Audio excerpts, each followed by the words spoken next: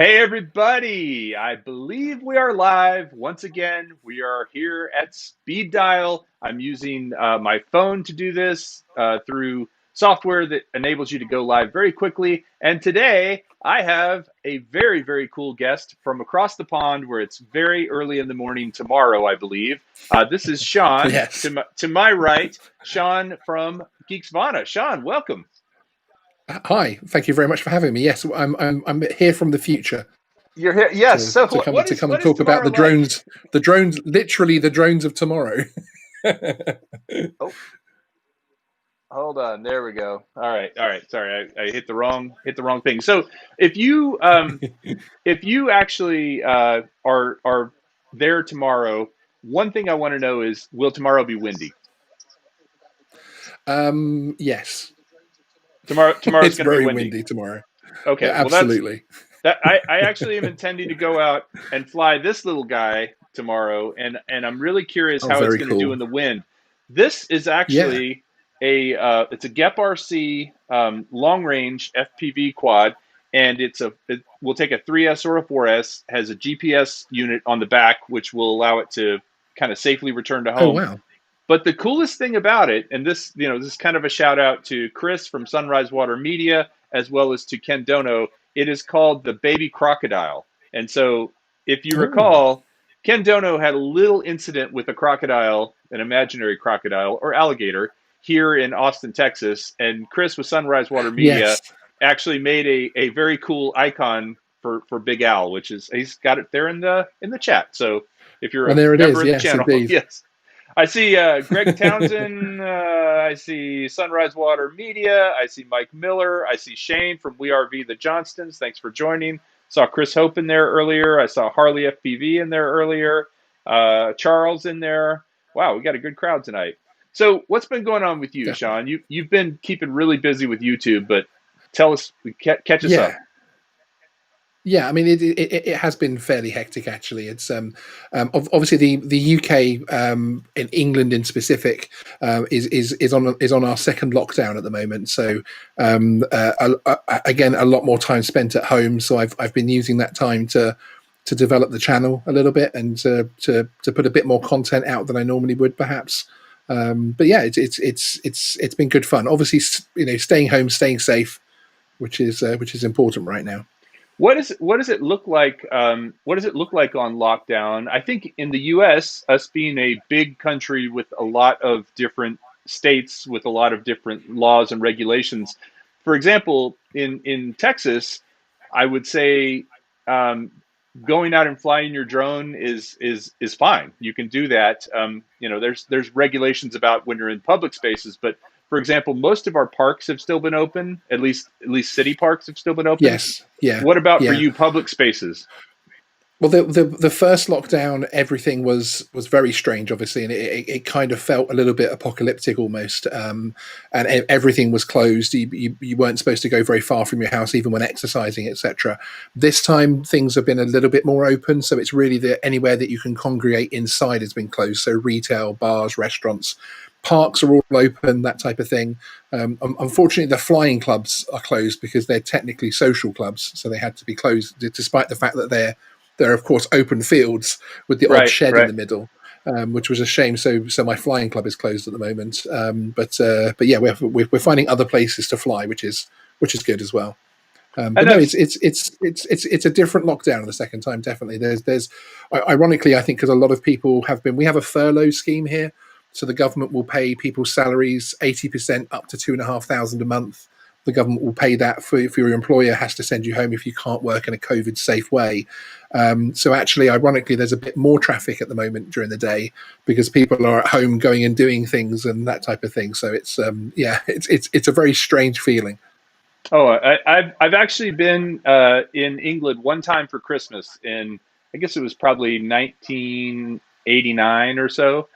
It was a Right. beautiful place to be for Christmas. London especially was awesome Yes. Yes. over Christmas. But I remember also being surprised that they must have been a cold year because there was a cold snap, and I didn't expect it to be that cold in London. but it would get warmer in the evening. It would be really cold in the morning and Yes, throughout the day, and yes. then in the evening it would kind of warm up a little bit. Is that common? Yeah, I mean, it hasn't been that way for a long time now. Actually, when I was at school, we would have the fog and frost in the morning, and then by lunchtime I'd be out playing football in the schoolyard in my t-shirt in the beautiful sunshine, and that was the British weather. It has changed a bit actually, and we seem to have this sort of middle ground now, an awful lot of sort of between 10 to 15 degrees centigrade, and that which is pretty much where we're sticking at the moment. We don't have as much snow as we used to have and that sort of thing, but yes, when we get a cold snap, it gets very cold very quickly, for And sure. you're in Surrey, is that right, or near Surrey? That's right. Yes, Okay. southwest of London. So I'm sort of I'd say it's about 40 minutes for me to drive into the centre of London, and then I've got the beaches of the south coast about an hour and 20 minutes south of me. So it's sort of Oh, happily in the middle there, basically. is that anywhere near Chichester?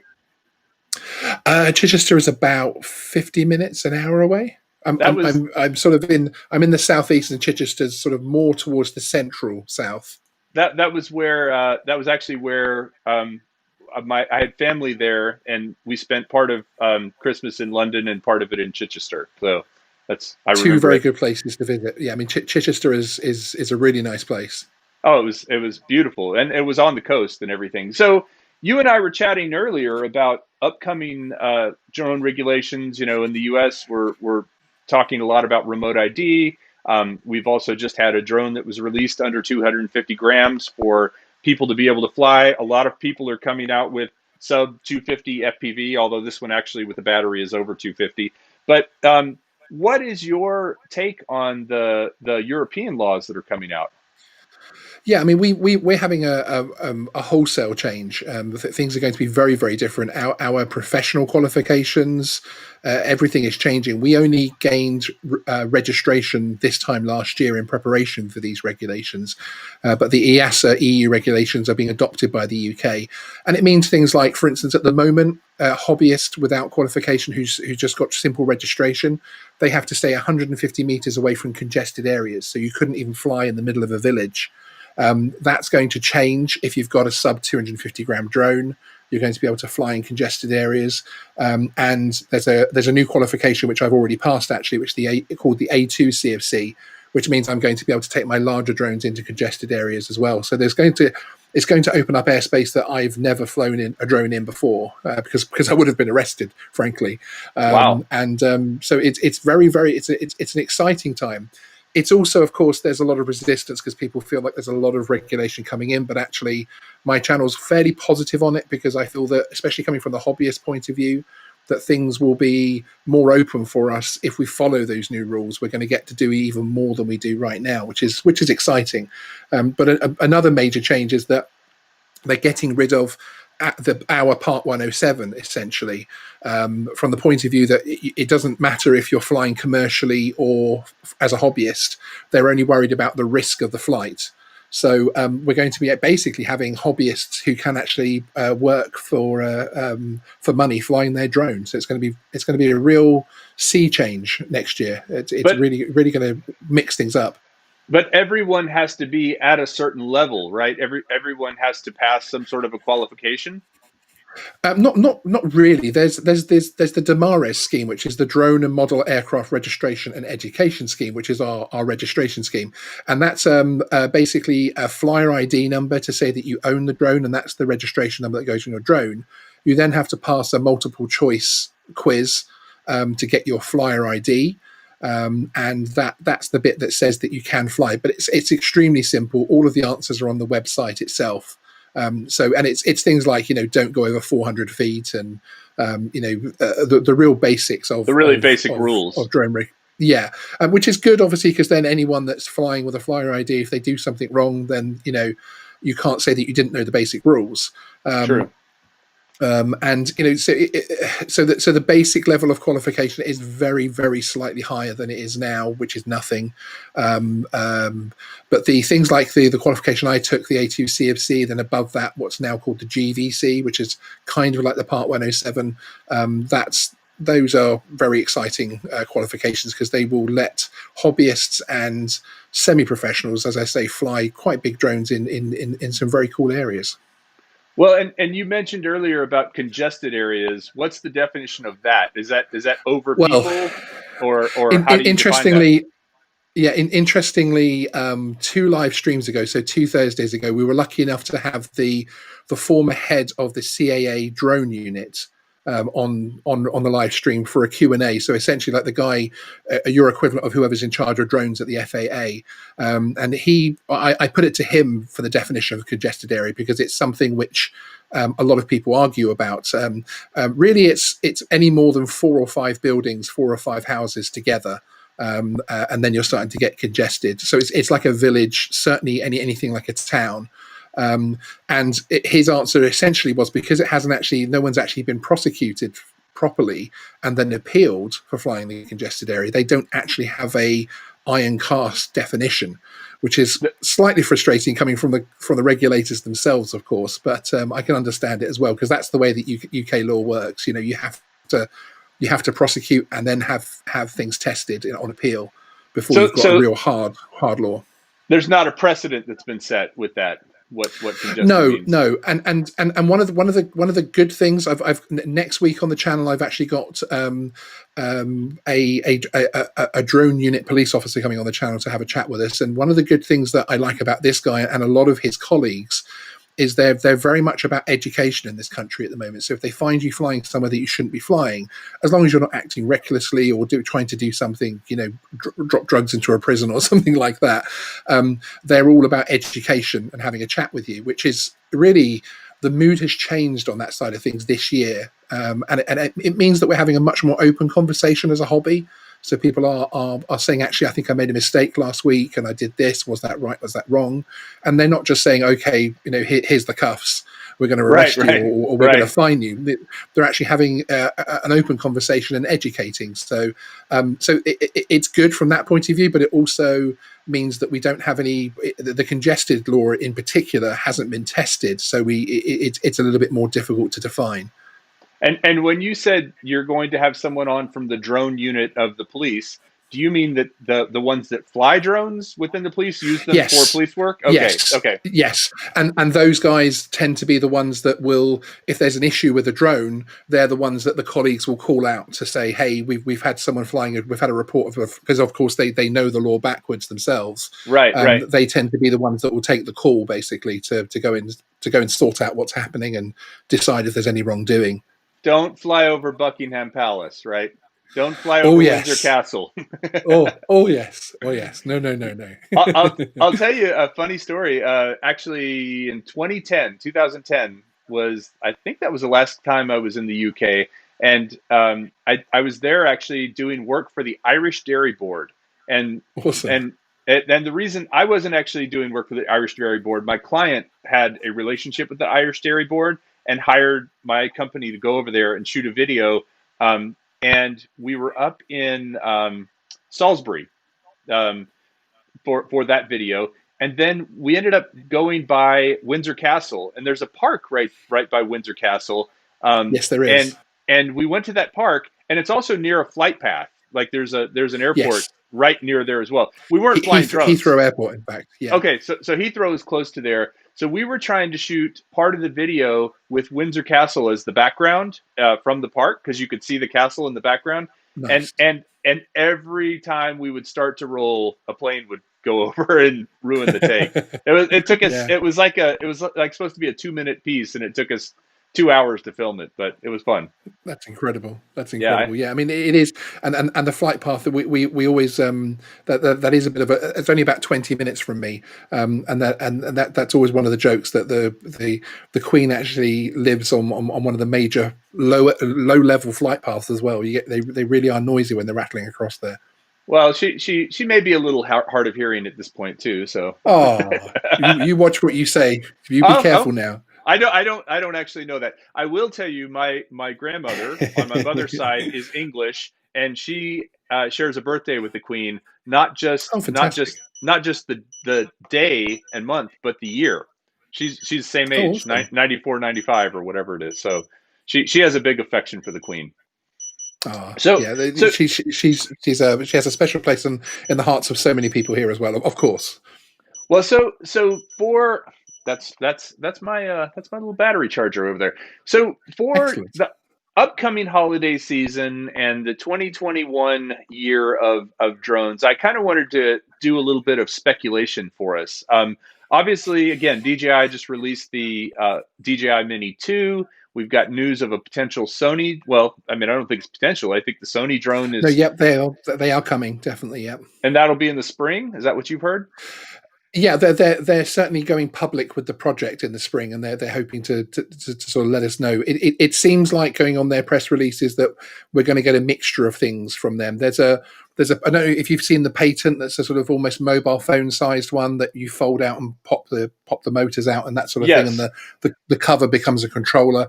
So I think we're going to see things like that, even smaller than the Mini, which are literally fully autonomous to take selfies and that type of thing, all the way through to the commercial size drones. That's personally what I think we'll see, and of course with some crazy Sony cameras on there as well. But they're really going for the photography and video market, right? They're not going after mapping or crops or at That's least not right. with Yeah, not with these press releases. It seems like they're going straight after DJI as far as it, as far as it the feels that consumer way. end. Yeah, it feels that way. I wonder if they'll niche it and they will either come out of the gates with a mini competitor and they'll just go full on head on into DJI land, or they'll do something slightly even more niche than that, and try to do something a little bit different. It'll be interesting to see what they do, but I think their plan will certainly be to be a DJI competitor within I'd say 3 to 4 years. But Now, they're putting a now, lot of money into it. Now, Sony's been around for a long time, storied history, and I remember reading about the founder from it was like the early 1900s or something. I mean, this is a company that's been around for a long time. I grew up Yes, with Sony televisions, with the Walkman, with the the Discman, all of Walkman. those kind of Yeah, things. You remember the Walkman, yeah, the yeah, yeah. cassette player? Absolutely, I absolutely. remember. Yeah. My parents always had Sony Trinitron TVs, the Yes. old boxy ones. But it feels like Sony's kind of fallen out of the public's eye recently. Is that the same in the UK? Yeah, yeah, kind of. I think when the Japanese markets took a very heavy hit, was it now about 20 years ago? I think Sony were one of the companies that were hit quite hard by that. So they seem to scale back their operations, and but you look at how they're releasing cameras in the last couple of years. They certainly seem to be wanting to take you know releases very strong. And if it's anything, we could probably expect to see a new version of whichever drone they bring out fairly regularly, going by how often they change their cameras up. I would have thought. That is true. That is true, and they do have amazing cameras. I mean, I will say Sony is a competitor Yes. in that Yeah. area. I want to reply to a couple of things in the chat. First of all, say hello to Sean Oz and Artco Drone Solution and Mike Miller and Oz by Drone. And I hear it's Greg's birthday today, so happy birthday, Greg! Happy birthday, Greg. From Awesome. either side of you, from the European side and from the American side. Happy birthday to Greg. And also, I want to say hello to Doc Murdoch, who's out there. Who actually, Chris, I've got your package. From Doc was my subscriber of the month last Awesome. month, and so I have a Yes. very cool gift pack that I'm going to send him next week. It's been a little crazy, but next week is slow for work, so I will get that out to him. But I also was just going to ask you, Sean, as far as hey, and I got a five. It looks like a €5 super chat. That's Rob Mueller. Yes, thank you, Rob. He's Hi, asking Rob. about DJI going to geofence their FPV systems and then no-fly zones on the air units. Oh, I can't Interesting, isn't imagine. it? I can't. Well, so actually, I'll say my two bits on this, and then I'd love to hear yours. First of all, I really can't see how they would do that because there's a couple of things. Number one, you don't have to use. You can just use the air unit as a recorder and a video transmitter and nothing else. It's not your flight controller. It's not your. But you can also use it obviously as your transmitter receiver setup, which is what I generally do because it's really easy. But then, as far as the next thing I think that DJI is going to do, and we were talking about this, gosh, I might have been talking about this with you actually when I was on with you a couple of weeks on your show, Yes. that we Yeah. think DJI might put image stabilization in their air unit. Do you remember Yeah, that no, indeed. conversation? Yeah, yeah, no, indeed, and I think that will happen. I think the air unit will stay pretty open. I agree with you that because it is a component being built into being built into a drone. I don't think they'll look to geofence that. Whether the new FPV drone itself, if we ever see that, whether that has geofencing, will be very interesting to see because, of course, they are committed to putting it in all of their drones. So it'll be interesting to see if that happens. Yeah, and I suppose it kind of depends on if it becomes more like a DJI camera drone. If it becomes something that is literally take it out of the box, plug and play, and go, then I could see where them putting geofencing in or no fly zones in it would would follow their normal protocol. Yes, Whether you think exactly, it's right or exactly. wrong.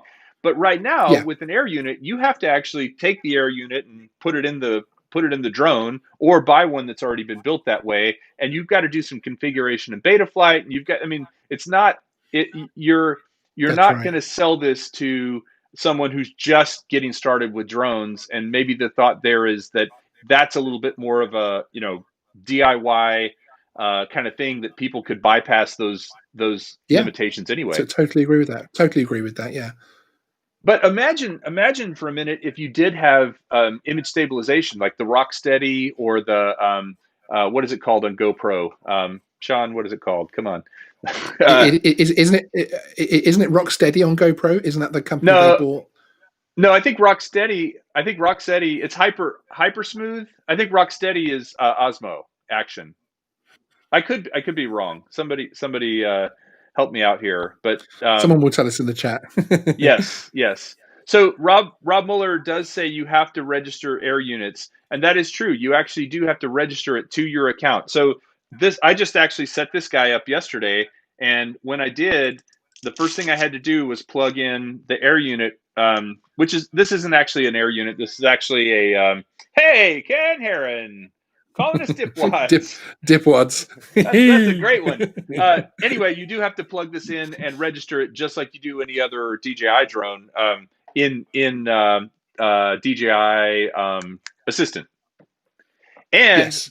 just a little hint: if you do buy one of these and you're trying to get it set up, now this is the Caddx version, but if you do try to get this set up with DJI Assistant, there is a special DJI Assistant for FPV. It won't work with the regular DJI Assistant. So That the makes sense.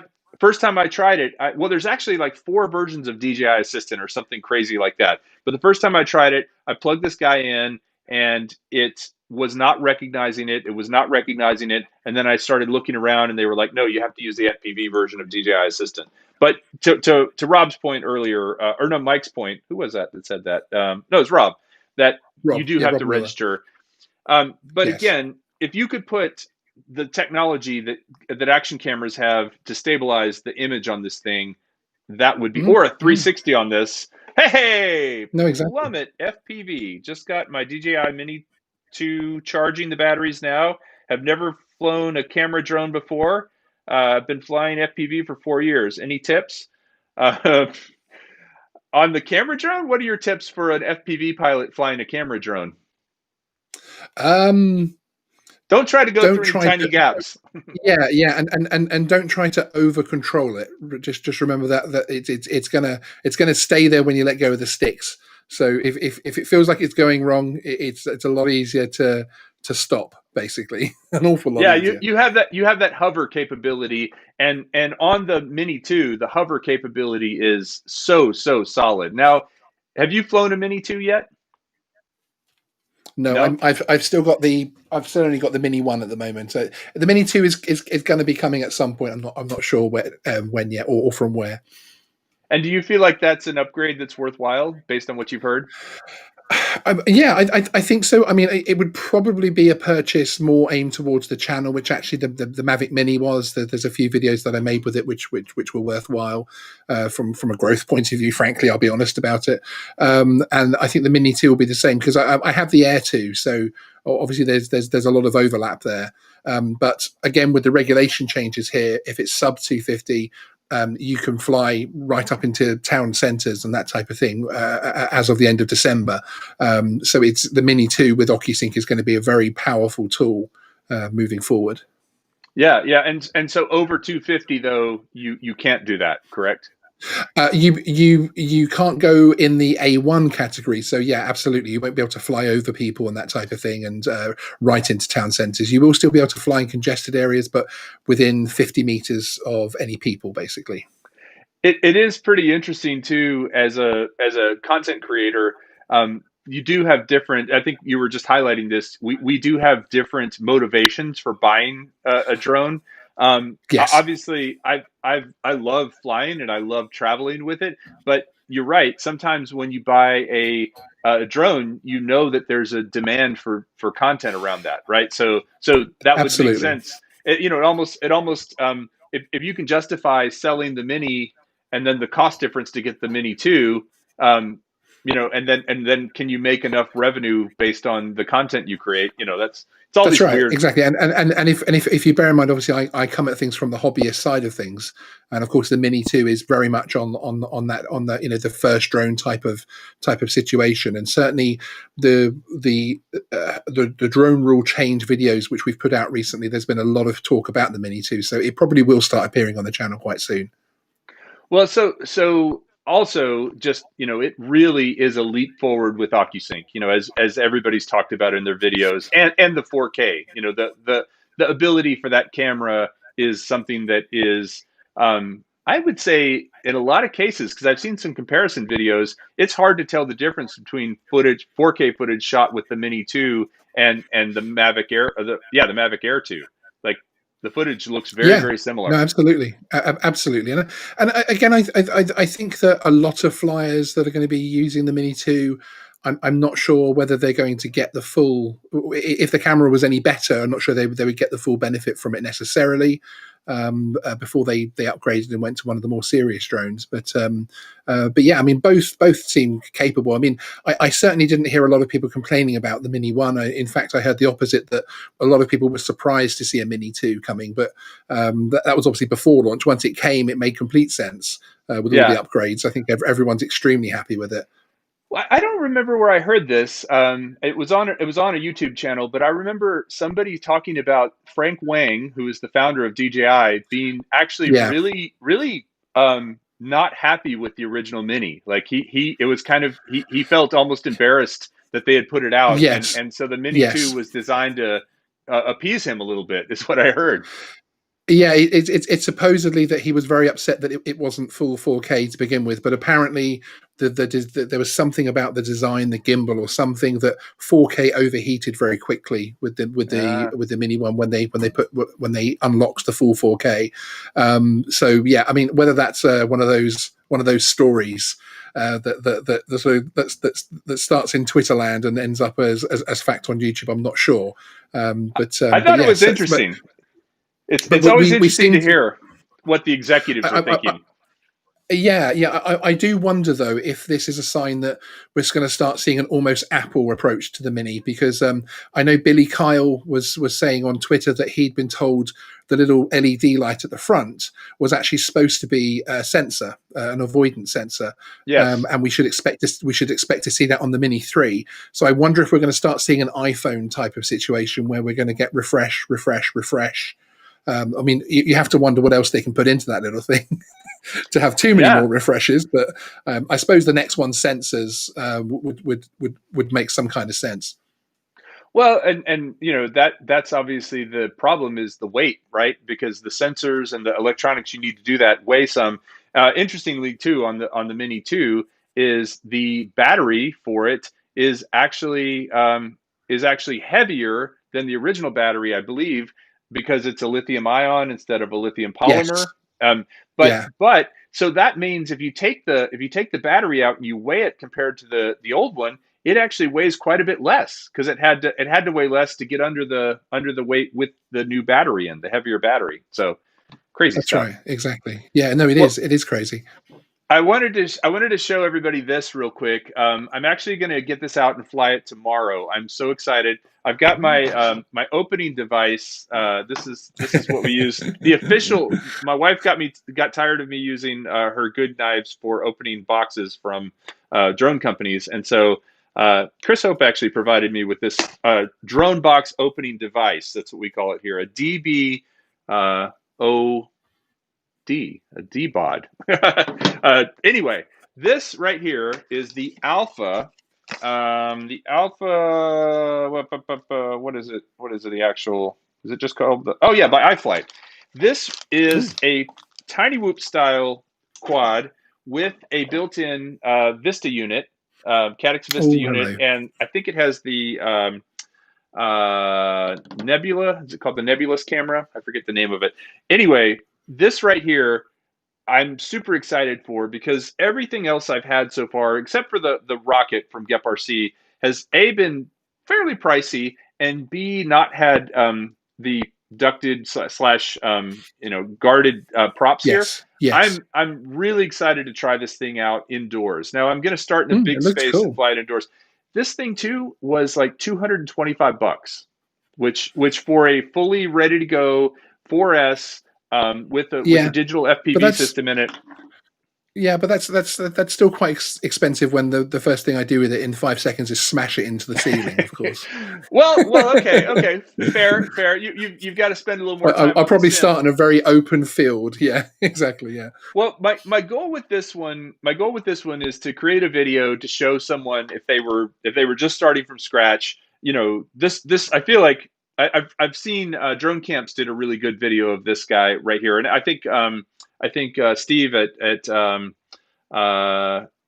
Captain Drone also did a video of this one, but both gave it great reviews. But neither of them flew it indoors or in tight spaces, and that's okay. kind of what I'm going to Yeah, try to do. Because with this season very coming up, cool.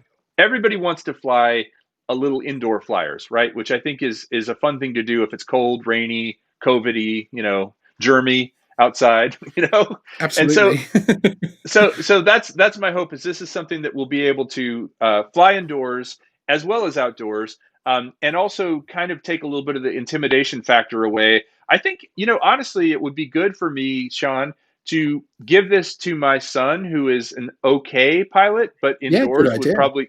probably crash, and let him crash it and kind of show that if someone like you who was just starting out got it, Yeah, yeah. it would survive those Yeah, well, ceiling I bumps. really enjoyed his video on the simulator. Yeah, That was yeah. interesting for someone that hasn't flown FPV, and to watch his 10 days. incremental skills growing like that was really fascinating. That was a really good video, actually. Thank you. So, actually, question along those lines: have you ever played a FPV drone simulator? Have you haven't? Do you have a? Hey, Sean, Kelly, I made a Mini 2 video like the one we did with Ed on the Mini 1. I think you'll enjoy it. It might bring back some flashbacks from the trip. So everybody go check out that because that was at Loveland Pass at 12,000 feet. It was like 11,980 feet or something. I mean, right there. Wow. Super cold day, super windy day. And so I would be curious to see how the Mini 2 did compared to the Mini 1 in those conditions. But Sean, back to the. I was going to ask, do you have a gaming console? Uh, no, what makes you think I might have a gaming console do somewhere you in this building? do you have an Xbox One? Yes, I have Okay, two, in fact. excellent. So both DRL, the Drone Racing League, and Yes, Liftoff now have. Did you know Liftoff is now available uh, yes. Well, on the I'm actually going to make a similar video to your son's on the DRL, Yes, and yes. I'm going to call it something like "How I Became a DRL Pilot," basically. Um, Nice, uh, nice. yeah, Yeah, you could even yeah, get one of those that's shirts in the made, like plans. green and Yeah, yeah. Well, I've actually already made the thumbnail, and I've superimposed the DRL shirt onto me. So yeah, nice. Oh, you're okay. obviously, So obviously, I photoshopped the physique a little bit. So I'm standing there with with a six pack, not a 36 pack Now here's the going thing. below. So You don't have to be a cut guy to fly DRL. I mean, those are some big guys. yeah, but if I'm going to mess with myself in a photo, I'm not going to make myself, as large as life, shall we say? I'm gonna improve myself. Yeah, I know. I'm all for it. But what you're planning to do is absolutely fantastic. And Sean and I had not talked about this in advance of him doing this 10-day challenge. So for those of you that don't know, my son did 10 days on. Ken Heron needs someone to help him with a video this Sunday. If you're in Tennessee, you can email. I think it's Ken Heron Uploads at gmail.com. Is that right? I I feel think like it I've is. heard Yeah. that. Ken Heron Yes. Uploads at It's been gmail.com. said that many times that it's now in the brain. Or Yeah, you know what? I could give everybody his personal phone number too. So Ken, thanks for the we super could do that. chat. I won't do that. But that is such a great thing. So my son had never flown the DRL sim before. He did an hour a day for 10 days in a row, and by the end, he had gone from taking 7 minutes to get around a track to less than 1 minute. So that just incredible. And Yeah, and it's started a in great started video. in beginner mode and went to basically acro mode where it doesn't Mhm. stabilize. If you want to get into FPV, that is really a great place to start. But I will tell you, you can't give up on day one because the game is actually quite frustrating when you start. So you haven't tried the game yet, have you? No, no, I'm not. I'm intentionally. I've downloaded it and everything, but I'm intentionally not going to even touch it until I start to film the, which is probably going to be middle of this coming week that I start to film it. But yeah, I want my raw first flight and raw first reactions to everything being 100% Yeah, genuine. yeah. So You need a cuss cam. oh yeah, yeah, yeah. You need a camera. I'm filming it. Yeah, I'm filming it through OBS. So there'll be a Nice. camera on my face the whole time in the corner of the screen, and then the rest of the screen will be DRL. So it'll be good fun. And I'm super we'll have the excited for that beeping one. machine ready. Yeah. Yes, you need to bleep things out. But the other thing that you can do with that, and this is something I haven't done much of, is getting the multiplayer games going, where you set up a race, and so you and I could Yes. race against each other. Felix Yeah. Felix was doing that for a little while. He was calling it uh, something Sundays. It was Sunday afternoons. He was doing it in Liftoff. He'd set up a private room, and then you could join him and fly with him during his live stream, which was really cool. Let's make that happen. Once you're it won't take you long to get better than me. I'd say 10 days, and yeah, you'll be way better than me.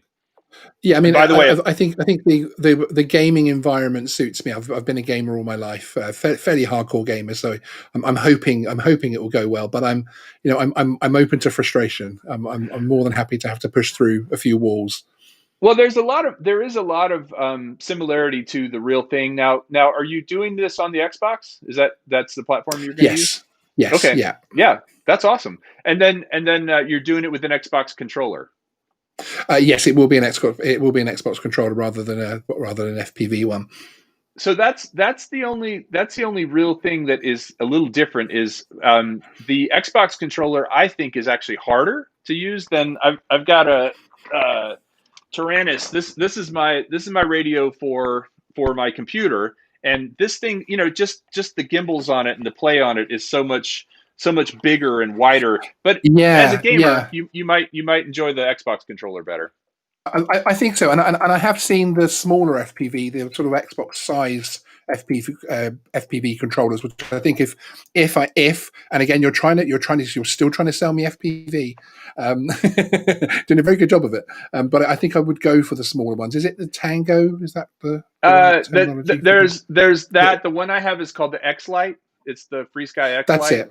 Yes, yeah. which is somewhere back here. It's they have a red one and a black one. Yeah, that's a great one for flying tiny hawks and such. It's an analog, and it's relatively inexpensive as far as those go because you can program everything. But as I said, I am really excited to see you go through that process. And again, on day one, you're going to suck. It's going to be no fun.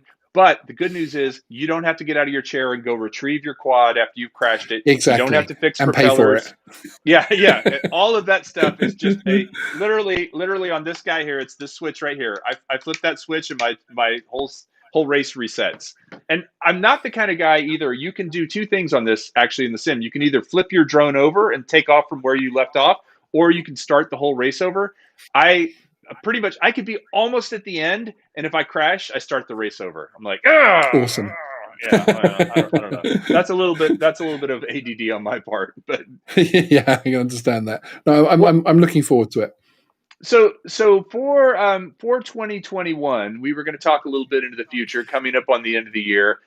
What are some things you think will be going on with drones, YouTube, this community? Do you have any predictions? I think I'm slightly concerned from the point of view that the regulations coming in, we seem to be losing a lot of camera drone flyers. That people that are saying actually, there's a lot of comments on my videos to do with regulations, etc. They're saying actually, I'm selling my drones. I'm going to go and do something else and that sort of thing. So I think we're going to go through a transition period quite soon of having different types of people flying drones. So the community may shift around a little bit, certainly in Europe, and yeah, I think YouTube wise, it's going to be interesting to see how all of the new rules, all of the new systems, and everything start to bed in, and to see if it goes even more corporatized or whether they start to leave it alone a little bit and make sure everything works before they change anything else, which would be good. Well, But yeah, no, I think it's going to be an interesting year. I'll say a quick plug for Sean's channel, which is Geeksvana. I did put a link in the description to it, but you can just type in Geeksvana and it pops right up. Your channel's growing fast. Sean does he does a top-notch job on every video he puts out. I'll admit that for me, I'm a little less maybe I don't want to say anal retentive about it, but I put out some stuff that maybe I shouldn't or is just I do this for a lot more fun. Sean's quality and the thumbnails that you make and the content and the guests that you have and the production value is super high for someone who's not been Thank doing you. this for very long. And I admire your channel a great deal. Sean did the official precursor to Spin Up 2020 earlier this year, which was the kind of pre-show. But if you haven't checked out Geeksvana, please go over and do it. I also really like your approach of having a smaller channel. Like Sean told me one time, he's not into great growth, but he wants to have a really tight knit community and a really kind of group Yes. that is goes deeper rather than broader. And I think that's a really Yeah. interesting and cool Absolutely. idea. Yeah, we would love to see. I mean, we put a lot of content to our channel members. We have weekly podcasts and that type of thing. And I would actually love to see a situation where we have, obviously, I'd love 100,000 subscribers and a million, of course. But I'm more focused on growing the channel memberships because it's such a specialized little unit of people that want to hear more and more from the channel. And it's exciting the type of content you can produce for a more closed audience. Than having to worry about the sort of wider tags and everything else like that from the point of view of catching that wider audience. Of course, you need to catch that wider audience as well to bring more people in that then want to become members, etc. So you have to play that game as well. But yeah, certainly, my goal for 2021 for Geeksvana would be to build the channel memberships and build that community spirit even more than it is now. Have you ever made a video that you didn't expect to be very popular and actually really did well? Have you ever like put one out and you're like, I'm Uh, not sure about this, or the opposite? Have you ever made one where you put a lot of time and effort into it and then it wasn't kind yeah, of yeah. flopped? Well, Certainly, I've had flops. I had the a chap called Dr. Pascal Lee, who is the co-founder of the Mars Institute. He's a oh yeah, director at yeah. I NASA. watched that one. I watched that one. Yep. And he's the one of the leads at the Horton Mars project. So he's the guy that's helping us go to Mars. And he came on and onto the show and talked about drones. We did an interview with him, and then he came onto a live stream. And I expected those to have big numbers because I was so excited about it. But then I realised that's my excitement, not necessarily that there's a lot of people on YouTube searching for drones going to Mars. Of course, perhaps in a few years' time, in March, the first drone actually does land on Mars. But perhaps people will pick that video up more when that's when that comes out. But yeah, but of course, as a small channel, we have a smaller audience that these things get pushed out to. So we're then more reliant on search terms. So we've had some successes, like the Mini 2 unboxing video that we did, and the follow up interview with the chap that got his earlier at Best Buy. Both Oh those yeah, videos yeah, yeah. That was did much better than I thought they would do. Well, it is funny because I mean, Mini two content has been it's I was in a bit of a trough for a little while recently, and Mini two content has certainly pulled me out of it. I want to say thank you to Metro Drones for the super chat. Good to see you, Bill. Hey, Bill. And also, uh, interestingly, talking with Ken Herron because he also interviewed that guy, right? You guys both did it back to back. Yes, Who that's got the right. scoop on Yes, that? yes. Who got to him Uh, first? I was first in the YouTube Nice. community. Yeah, Nice. How did you but a track chef. him down? Did you Um, just it, it, it, it was actually Bill from Coast to Coast, oh yeah. I'm very fortunate because obviously a lot of my channel is focused towards news, so a lot of the community will reach out to me. And actually, Bill from Coast to Coast was more bothered because myself and a couple of other channels had done videos reacting to his unboxing and had far more views than at that point than he had. And of course, he wasn't monetized, so he was a bit concerned that he wasn't getting his own props for what had happened. So we thought we'd have him on as an interview to plug his channel even more and that type of thing. And then obviously it then started to once I think people saw him popping up on channels, it started to spread. And of course, you have to be on TNL if you're going to be taken Yeah, yeah, seriously yeah. in the drone community as well. That's like the talk show circuit. You know, you have to be on Yeah, TNL at some point. But you yeah. know, Well, you have to build your way up to it, frankly. So yeah. well, it's funny because TNL, I think you know him and Joshua Bardwell bring in huge numbers together, and then I think last night they were on together, so you know that was Yes.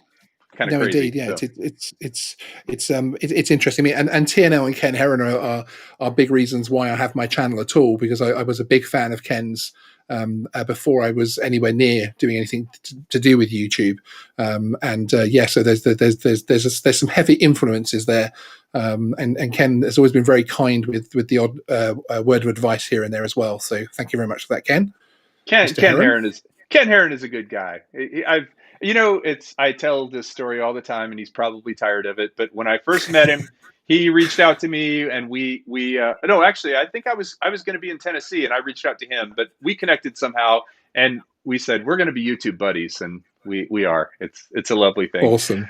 So what do you watch when you're not watching drone content? What's is it sci-fi? Is it Yeah.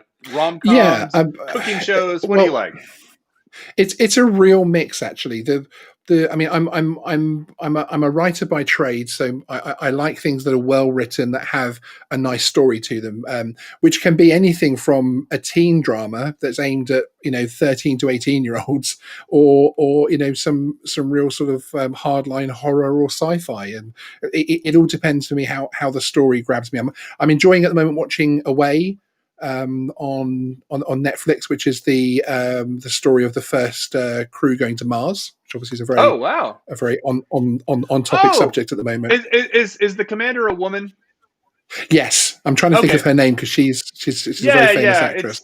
It's my wife was watching that actually, and she tried to convince me to watch it, and I said that's a girl's show, and so Sean, now that It's you've endorsed it's it, actually very good. It's yeah, actually okay, it is very good. But again, you can put anything space in front of me. I watch all of the SpaceX live streams, nice. and I'm still trying to find a way to bring that stuff onto Geeksvana. Because we're doing more tech now, I'm sort of sat there thinking SpaceX is technically, there's tech inside those rockets, so it's technically I could put that on the channel. But no, Sure.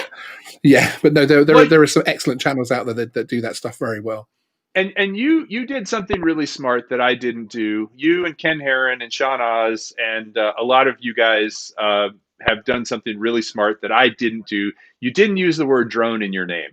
So pretty much, I'm sort of limited to drone content, but and I find that when I stray outside of that, it's not generally as well received. But with a name like Geeksvana, I mean, Space, yeah, SpaceX is Yeah. totally in bounds.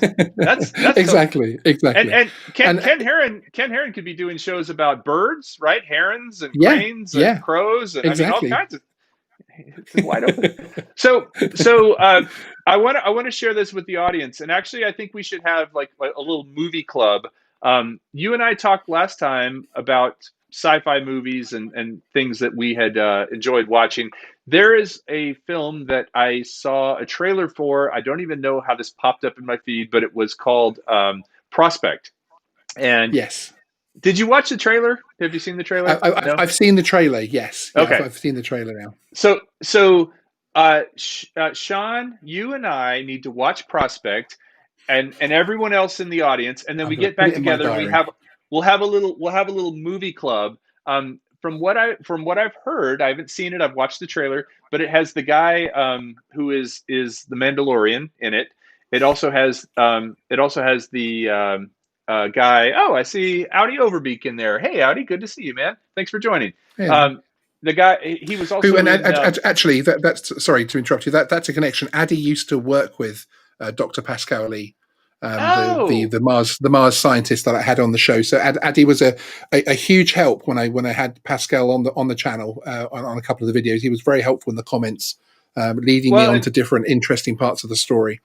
and he also he made spacesuits. I mean, this guy Yes, actually that's right. he Yeah, he Audi was a guest on this show when it was still just audio. I think it was one of the early ones. So anyway, if we can all watch Prospect and then we can chat about it. It looked really cool. It's Pedro Pascal is the guy's name, the actor's name, yes, yeah, who's in it, and it's kind of a searching for gems and things in another planet. It's like a Western meets a space thing, which a lot of TV shows and movies, that's sort of a theme, right? absolutely, absolutely. Yeah, and I think people see space as like almost a bit of a wild west, isn't it? Because it's so unknown, etc. So it's almost like the first settlers coming into America with a Okay, nice little so lead into Thanksgiving there. oh yes, yes. Well, before we talk about Thanksgiving, I did want to ask, Kirk or Picard? Oh, which timeline? Just Kirk or Picard? It's a one word answer. Don't be wishy washy. Mm, Let's hear in the Janeway, chat. Janeway. Janeway. Ah, I don't even remember or that. or What was that actually series called? Archer, to be fair, which Uh, I never before I watched Enterprise, I didn't think I would. Although if you've been watching the new Discovery, then Pike is he was a real captain's captain. I can see the influences, the precursor influences for Kirk there and everything. so is Discovery the one that has Jean has like Patrick Stewart in it as well? No, he's actually in the new show Picard. Oh, that's Discovery it. is yeah, Discovery is the one that's set between the Archer ones and before Next Generation, so it's in that middle gap there. Although their timeline jumps, I won't do spoilers, but their timeline jumps around a little bit for certain reasons. So my dad loved the original Star Trek series. He watched it pretty regularly. I mean, Awesome. there weren't that many of it, but reruns and such. I watched all those with my father, and then but I really kind of grew up on the Next Generation on TNG. Was Yeah, I loved those, and have been trying to get my son into them, and he can't get past how bad the effects are. Like yeah. even TNG, they're pretty cheesy. They are. They are. I'm rewatching Voyager at the moment because I've just I rewatched Enterprise before I watched Discovery because obviously they're next to each other in the timeline, and Voyager popped up on my next watch. So I thought I'll just give one episode a go, and now I'm halfway through season one again. But yeah, no, it is pretty cheesy because they actually moved from real models, obviously actually making the real clay Right, models right, right. to CGI. And yeah, you can really tell that in on TNG where they were trying to go a little bit ahead of themselves, Right, and they didn't quite and get the way too much. in some cases, the models actually look better. Yeah. My Oh, son, I agree. we started this summer. and we've been working through the entire Star Wars series, like Star Wars stories as well as the nine. And Yeah, when we just watched The Force Awakens, so I think we have two more to go. But the models awesome. from those AT-AT walkers on Hoth were just so, you could tell they were stop motion, but they were so cool. Oh, Yeah, no, absolutely. They were just amazing. as a matter of fact, And Flight Test did a video where they had a drone set up like a snow speeder, and they put dental how floss or something awesome. behind it, and actually took down one of those things with a drone, which was really cool. That's cool. That's very cool. But did you? I don't know if you've seen, but actually, the models for the original Star Trek when they were modeling, they were huge.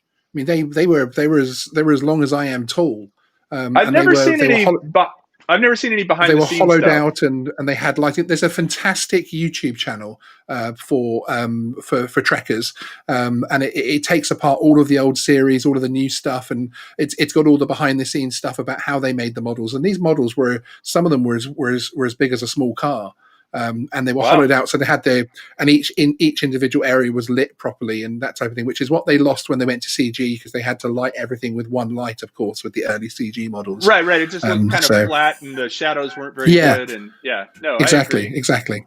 So one other quick thing on that, and then I want to switch over to the topic you brought up a moment ago, and that is, if you haven't heard it, William Shatner, James Kirk, has an album called Has Been. Yes, Have you ever heard it? yes, Oh, it's yes, across the board. It is phenomenal. yes, yes. Uh, I think his my favorite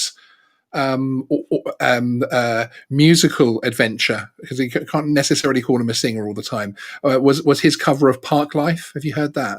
no, no, I've heard Lucy in the Sky with Diamonds, and I've heard some of his Yeah, older stuff where he I, just I, kind of I, talks, I, but yes, I would recommend you. I don't know if you remember the old Park Life song from Blur. no.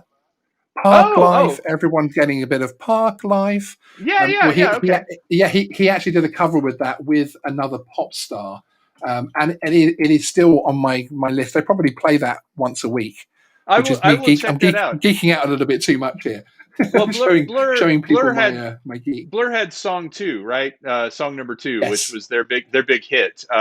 But Common People. That's it. Sorry, I keep Common. calling it Park Life, but it's William Oh, Shatner. Common People. okay. So Blur. No, that wasn't Blur. That was somebody else that did the original of that. I'm pretty Pulp. sure. Pulp. It Pulp. was Pulp. Yes. Okay. Yeah. And you know who I sing? always remember it as Park Life. It's very strange. So yes, of course, that song with the choir at the end, and you know who sings on it with him is Joe Jackson, which is is That's it. uh is Yes. fantastic. Yeah, no, it like gives me, yeah. I listen to that song a couple of times a month, and then there's one he does with Lemon Yellow. It's called Together. The music in that song is so cool. It's kind of that techno one. Anyway, we digress. So we have a We holiday coming digress up into here. the musical Musical world exploits of of William Jean Shatner, Captain of Kirk. Captain Kirk. Yeah, So we have a holiday coming up here in the U.S. called Thanksgiving. indeed. What do you know, and what do you think about Thanksgiving? Well, I think it's well. I mean, I know it's obviously to do with the original settlements and the The I don't want to Pilgrims. mess up the names. Yes, the Pilgrims. So I'm aware of its basic origins, and I know that there's. I think as outside of America, we see some of the political different nuances of the political side of that. But obviously, as a celebration, we're very aware of it over here. In actual fact, I am streaming on Thanksgiving, just because Oh, it's actually our normal night to stream. Obviously, it's not a holiday here, so hopefully, if people can spare a bit of time between turkey, then yeah, they can come and join well, us. But do you know what? One of the most frustrating things for me as a Brit with Thanksgiving is Black Friday. I was about The to the ask about that. I was about to the ask about title Black Black Friday. Friday has come across and is now in our culture, and we're already got our early Black Friday sales on now. How can you have an early Black Friday sale? Yeah, Um, yeah. and It's supposed to be on the day. And do you know yeah, do you know the origin of why it's called Black Friday? isn't it because it's when they got rid of the electrical equipment literally the day after Thanksgiving? no. something. No, go on. No, no, it's an economic thing, I think. Now, this is my what I've heard. You guys can jump in, but Black Friday is supposed to be when retailers actually go from being in the red, which means they're losing money, to going into black. So Ah, that where they're okay. making it's an accounting term. If you're in the black, you're Yes, making yeah. money. So it's basically for retailers. They're supposed to be. Hey, I see Jerry in the chat, and Jerry, I need to talk to you. I want to see if you hooked up with Paul. So Jerry runs the drone interest group at a school in Yes, he Mesquite, does. Texas, and then there's a gentleman named Paul who reached out to me who runs a similar organization here in Austin.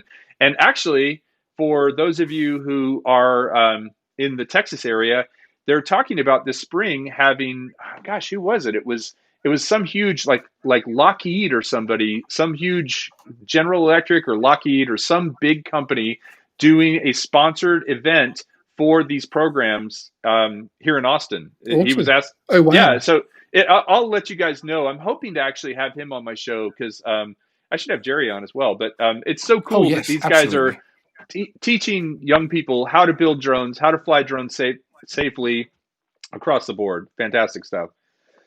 Um, so anyway, Thanksgiving and then Black Friday and then the other one, the one that comes after that, right? Yeah. we have Christmas coming hot on the heels. No, Cyber Monday. Then there's Oh, Cyber Cyber Monday, Monday. and then Yeah, there's but give I then try there's to ignore Giving the. Apart Tuesday. from the fact I do a lot of shopping on those 2 days, particularly on Amazon. You're right. But yeah, I try to ignore them because they are Americanisms which have no purpose for us. There's no Thanksgiving. How can you have a Black Friday without a Thanksgiving? It's the weirdest thing in the world to me. But I, I, I I have think people just enjoy the sales. I have this story that my mother told me. So I told you my grandmother was born on the same day as the Queen. She's English. She actually grew up in. She was born in Calcutta. She grew up in India, but she's English. When Wow. India was ruled by England, and she came to the U.S. She lives in Overland Park, Kansas now, by herself. Well, on her own. She's 95 or whatever. But she told me this story about how her mother, who was also English and lived, very very British. Um, had moved to the U.S. Was living with my grandmother. This is my great grandmother living with my grandmother, and my mother on July 4th came out, and she was coached by my grandfather, who is is American from Kansas, to say it was July 4th, and she was supposed to say he asked her what is today. And my mother was supposed to say, it's the day that the Americans beat the hell out of the British.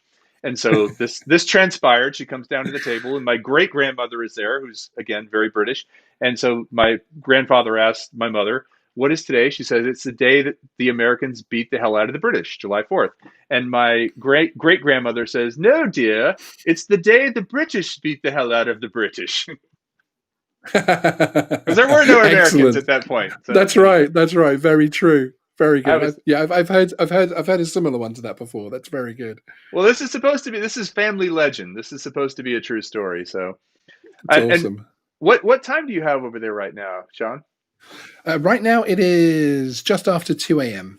Wow, wow. Okay, so you're a night owl. I can be. I can be. I'm sort of either or. I mean, I do a lot of.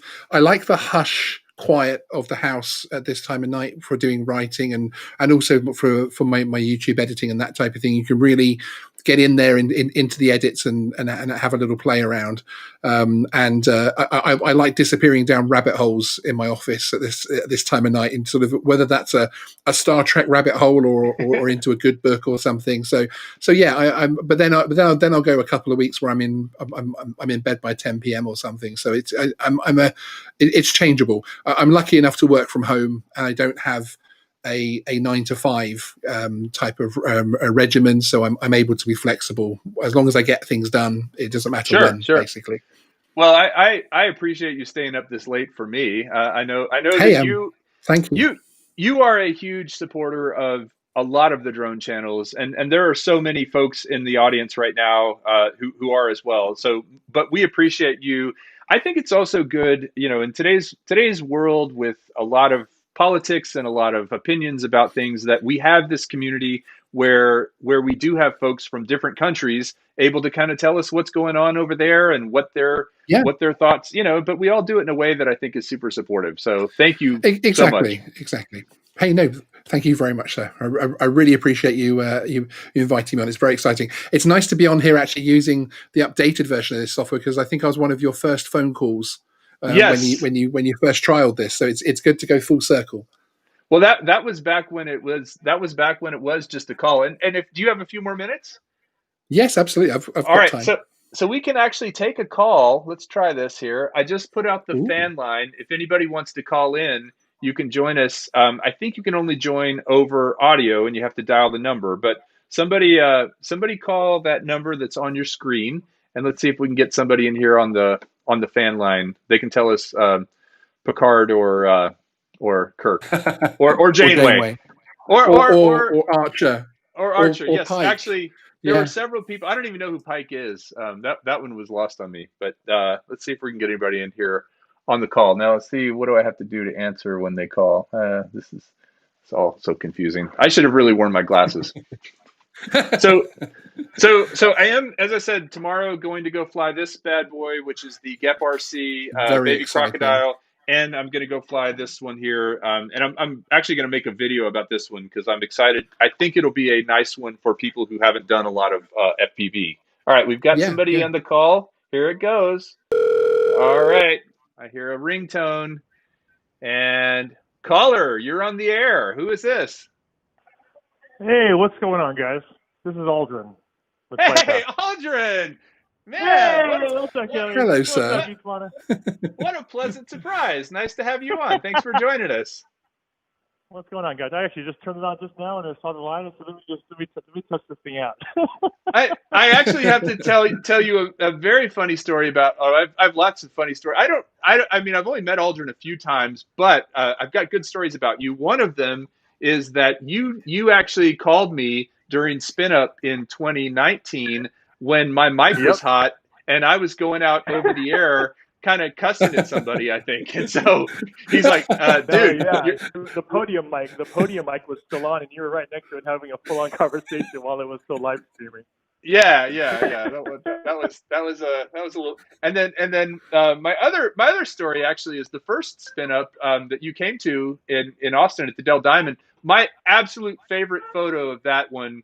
There's two, but it's one where you're kind of leaned back and the confetti's like blowing over you. You were in the perfect Oh position. yeah, That was awesome. yeah, that was awesome. The one on So stage. you've been flying a Mavic Air, or I keep calling it a Mavic Mini 2, but the DJI Mini I know, 2. right? Have you liked it? Oh man, I'm still kind of shocked on how solid it is all around.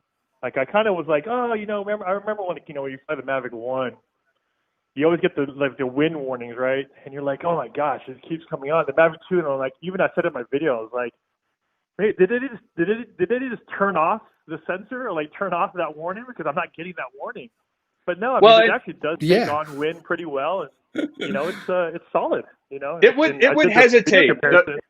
The original Mini, Yeah. if you were making a move, you'd get these little stutters, and it would screw up Oh what you were yeah. trying to do with it. But the new one Mm. is so solid. No, absolutely. It's And solid. Sean's going to buy one just because he's heard us talk about it so much, and then Because of and then Aldrin's videos, actually, of course. well, I also want to say my other funny story about Aldrin, and I'm really glad you called because I feel like it's been too long. But when I met I bet him, way too much. my channel was way bigger than his. And the last 2 years, man, you put it in overdrive, and you have just gone nutso. And I'm truly happy for you. I know you put a lot of work into it, and I just want to say congrats, man, because I feel like if you guys don't know Flight Path, it's FLYT, right? FLYTE or FLYT. How do you Yeah. spell it? FLYTPATH. Yeah, go to Flight Path, check out if you're into serious photography, and Aldrin's like a legit serious photographer, but if you're into it. And No, you and you you have stories on me. I'll throw one out there real quick before I go. I know you're probably gonna take some other calls, but when I met Kelly, we also met at the DJI Mavic 2 release. yeah, And 2018. I was like, what am I doing here? Because I had I think I only probably had like 20,000, 15, 20,000 subscribers. You were way up there already.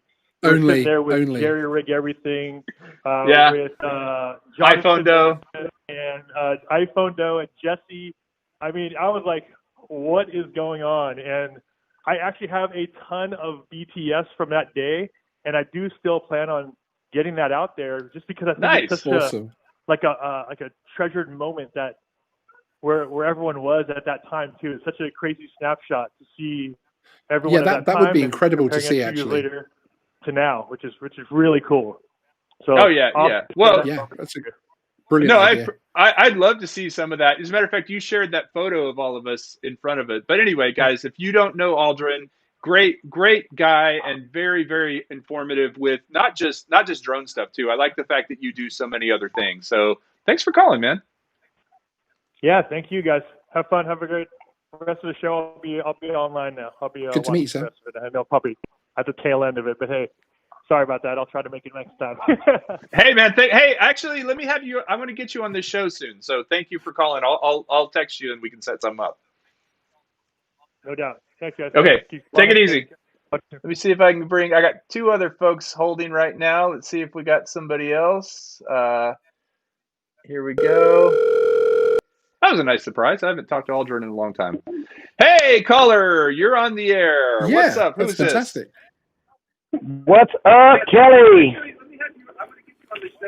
All right. I'm gonna guess who it is because I can't see. Who is it? It's Jerry Calverley. Jerry. Oh, I should have. Hey, Jerry. So Jerry. Glad to hear you guys are on tonight. Jerry's who I was talking about earlier, who is running the drone interest group. Let me ask you, since with COVID and schools being, less students in the school classrooms, how has the dig been doing? Well, the DIG is on hold. Unfortunately, there are no clubs allowed right now. Hello. Oh, I did not know that. Wow. Yeah. Did you have a chance to talk to Paul, the Austin guy who's doing Round Rock guy who's similar to you?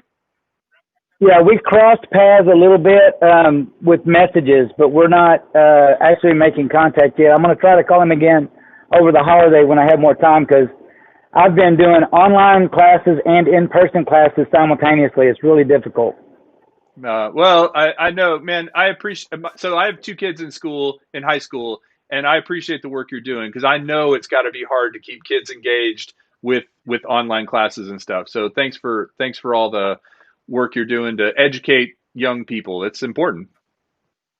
Oh, absolutely. And I've branched out a little bit. I've started working with we're starting with balsa wood gliders, and then we're going to do some RC planes as well. I've never flown the RC planes. I can fix them though, right? Because I helped you fix yours, but I don't know how to fly them. You did actually, yeah. Jerry fixed mine at the first spin up. I had this beat up thing. It was a VTOL takeoff, and Jerry fixed it for me. And then Mel crashed it again. Mel. Yeah, and that's so important, isn't it? It's I was wearing a Really Fit Drone T-shirt today, and a bunch of my kids were like, "Hey, where did you get that shirt?" And I said, "Well, Kelly Shores has it." So it was great. Nice. I was glad that they're showing a lot of interest in it still. So you'll be selling some merch. Yeah. I appreciate the T-shirt plug. Yeah, Sean. Actually, that was another thing that was in the package I sent you. Was I sent a package to Sean? Well, it's not your fault. With all these goodies, but anyway. Well, Jerry, it's good talking to you. I got two more on hold, and yes. I'll reach out to you. Yes. See you, Jerry. I'll reach out to you soon. Thanks for calling. Sure, guys. Thanks. I'm enjoying the show. We'll see you soon. Okay, take care. All right. Bye-bye. Two more in the queue here. Sean, you still good? Yeah, this is great fun. All right, here we go. I'll try not to do all the talking this time. I'll let you say hello. Don't worry about that. It is your show. All these people I know are calling. Hello, yeah, caller. Cool, you're on the air. Who am I talking to? I wonder where you got the idea to take calls on a live stream. Wonder where that came from. Oh, goodness. Well, The big thing with taking the calls is you really, especially if it's just the voice, you really are at kind of a disadvantage, because you're like, okay, I got to figure this Who's out. this? I should definitely be doing though this every week. I've forgotten this was actually a feature to be able to let calls come in. So, It's a great uh, idea. well, it was the original Yeah, intent. Go ahead. people who don't necessarily want their faces shown or have a camera ready can just call. It's a lot easier for people to be interactive with a live stream. Does it remind you of Yes. old school radio? Oh heck yeah, yeah. That By Old the school way, radio. I think just very he's trying to quickly call while I'm on the phone with you, I'm going to click the thumbs up. Let's see if we can get it up to 40 instantly. Okay, 3, 2, 1, and Go! there we go. There and go. How many thumbs up can we get in like 10 37. seconds? There we go. 37. Look at that. Look what people are doing. Very nice. Come on, people. Let's get the refresh. No, I appreciate that. So Yeah. Ken, what are you going to do over the holiday? Oh, I'm totally going to break a lot of FPV quads for sure. Nice. Well, have you Yeah. had a chance to fly this little Alpha from iFlight? No, it's the first time I've seen it when you showed it a little while ago.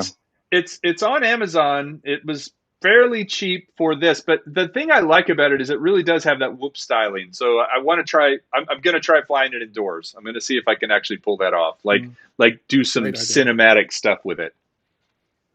When I was giving away the Evel Knievel stunt cycle, remember that? Right. Yes, I do. I want to make a video where I take a little whoop and try to track the little toy like it's a regular sized motorcycle, like get 3 inches off the ground. You know what I mean? Yeah. Great It would idea. take Yeah. a little That'd be bit of some good coordination flying. to do it, but Yeah. Well, I've seen. I mean, obviously, there's people tracing drifting cars all the time. But what would be cool is if you could get a really hot shot. Because you have a buddy who drives RC trucks, right? He knocked over your camera one time. I forgot his name, but yeah, well, by driving RC trucks, well, that's really a misnomer. He knows how to turn it on. He knows how to knock over cameras. Driving it, that's another skill set. well, Was that well, Oscar? Who was it? Was that Oscar, Ken? Oh, that's Oscar. Yeah. Okay. Yeah. Okay. I just remember the video of that, and when that thing fell over, I knew. And much like we're going to have from Sean when he's playing the FPV simulator, I knew there had to be like a lot of bleeping that got cut out. Yeah. Yeah, well, he's a good friend. I didn't want to make him feel too bad. I know he didn't do it on purpose. And turns out I've got a really great tax guy, so I just wrote that camera off. Nice. I also remember when you crashed in that, I think it was an abandoned hospital. I watched that video. You crashed it and then you recovered it. You seem to be the guy who loses your drone for just a little while and then you go find it, especially the FPV ones. You've had a lot of good luck. Well, I tell you what, when you almost crash, that's when the adrenaline starts pumping. And if you can recover, that's when you're like, yes, that's the magic of FPV right there. And you're gonna have another birthday bash next year at Minefield, right? That was so much fun. Oh yeah, absolutely. And hopefully all the COVID zombies will be gone, or less. It'll be less COVID by then, and more people will show up. Yeah. No, I thought it was a great event. For people who don't know, go check out on Ken's channel. Obviously, I have a recap of it. There's several people who made recap videos of that. But it is a seriously mind-blowing place to fly a camera or an FPV drone. Both were fun. Yeah, and speaking of COVID, and then I'll let you take more calls on your call-in show. More calls, hey! Hey, long-time viewer, first-time caller. Kelly Green was diagnosed with COVID yesterday, and he's going through the ringer right now. So keep him in your thoughts. Certainly, and he's like, it's not one of those asymptomatic cases. It's kicking his butt. Oh no. He's hunched over. He's going through it. He's in quarantine. got the body aches. He's terrible. Not hospitalized yet. Hopefully not at all. But no, yeah, because he's sick. they're saying they're running out of rooms in those places. Well, I'm very sorry to hear that. Yes, I will certainly keep a very good thought, Yeah. and everybody out there Okay. appreciates him. He's your other Kelly. I used to be jealous. Now I'm okay with it. Yeah. Well, hey, on that happy note, I'll bid you a fine good day. Farewell, my friend, my YouTube buddy. Good day, All right. sir. Toodaloo. Okay. Bye-bye. Toodaloo. All right, last caller. Let's Toodaloo. take one more, and then we'll call it a night. I've got to hit the button there, and let's see if anything happens. There's literally a phone button on my phone. Awesome.